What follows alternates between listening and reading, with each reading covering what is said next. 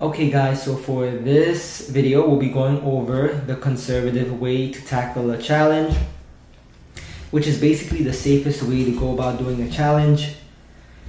And actually a couple of weeks ago someone tweeted on Twitter and tagged me saying how they passed their challenge using this exact system, because I had it on I actually posted this on my Instagram story highlights, and they passed the challenge using the system. So it's cool to see that other people are using this system and passing their challenges. So what exactly is the system?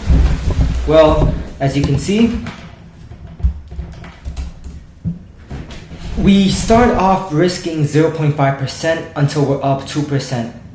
Now, why is that? Because we want to build a cushion, or what some people call a buffer, so that we do not go below our original balance. Example, say you just bought a 100K challenge and now you're following the system and you're risking 0.5%. So you're basically risking 500 to make 1,000, and until you're up 2%, which is basically 2,000, you can't risk more than 500. And the reason why is because we want to make sure that even if you have a losing streak starting off, you'll stay near the original balance. So that way, in the worst case ever, you can always get back to your balance and get a free retry.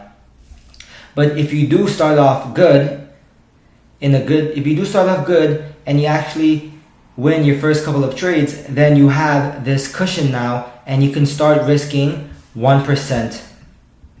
So you say, for example, now you're up 2,000. So your balance is 102,000.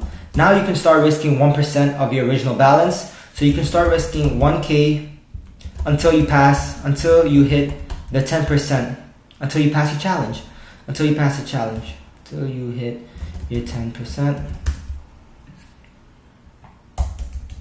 And that's basically the conservative way. So what happens if I'm at 102,000 and I lose the next two trades? So next trade, risk 1K or 1%, loss. L. So now I'm at 101,000. Now what? Now you risk 1K again. It's an L. Now you're back at 100,000. Once you're back at the original balance, if you're back to original entry, actually let's change it to balance, then you have to repeat the steps again. Then repeat the steps, and then you go back to risking 0.5%. Back to risking 500 until you're up 2K.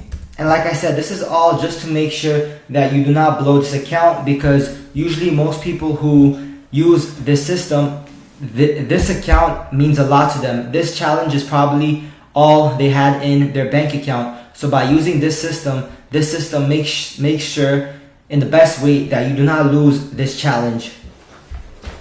And yep, that's basically it for this. And there's another video you have to watch, because sometimes some people do not make it to 10% in their final week.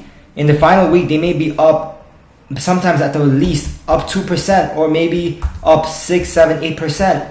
And they have to hit 10%. So what do? Should you start risking more? And I'll have that in another video. So thank you for watching.